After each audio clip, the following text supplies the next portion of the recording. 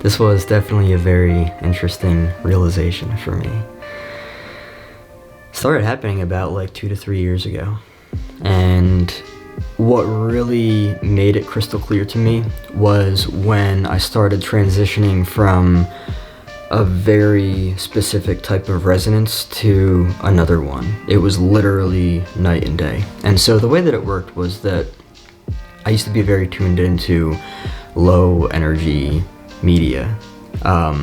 Music was one of the biggest. I was very in tune with chaotic music, very heavy death metal, screaming, very low energy stuff.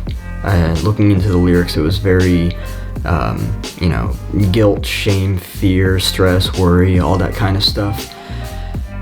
But ultimately, I moved on from that, and I moved into what I tune into now, which is like meditation and ambient, very peaceful, beautiful, joyous music. But what I realized was so interesting about my journey coming on from here is that when I first realized this, I started analyzing the way that people live and the way that I was living and how I was kind of stuck or trapped in these psychological patterns of, feeling these low energy emotions and living based on them because of what I was in tune with. What I was in tune with was that low energy matter. And I was in tune with that because I was trying to connect, because I had experienced things in life that had me feeling that way. And when we experience things in life, we try to connect on that behalf. We want to connect with people, we want to connect with media, maybe we think that we're alone to some extent, and we connect to reassure that we are actually connected. And so what's really interesting about the whole matter is that when I started to realize that I was coming out of this and I had looked at other people's lives and what they were doing, it was clear to me that people tune into stuff not only to connect, but to stay resonating there. But what happens, because we want to continue this connection with ourselves and whatever it is that we're identified with, whatever it is that we're going through. But what happens is that when we're connecting with this stuff, we tend to stay inside of that connection. When what we're really supposed to do is when we've experienced something and we're going through struggle, we're supposed to allow ourselves to understand whatever it is, accept it, forgive ourselves, love, and, resolve and release ultimately.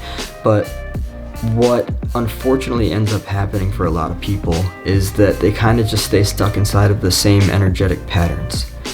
And they tend to deplete themselves of their potential energy and just kind of expend it on the same thing over and over and over again, keeping themselves in the same cycle of living, thinking, and just being. And for me, every time that I, play a track of music that I used to listen to in the past, I don't vibe with it. And so I end up, tuning out and turning it off and, just realizing that I think that a lot of people tend to stay stuck in those patterns because they don't allow themselves to resolve and release. And they're so used to and comfortable with connecting and resonating on that behalf. It's wild to me to think that a lot of people stay stuck inside of struggles their entire life simply because they're connecting on that behalf. It's okay to connect.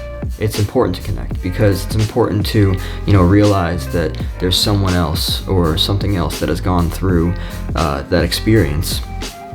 But it's important to free ourselves from that because we're meant to evolve beyond that point. We're meant to grow as beings and, release whatever potential blockages, because that's what struggle is. It's a blockage. We're not understanding something the way that we need to be, and we're not releasing it, and therefore we stay stuck in it.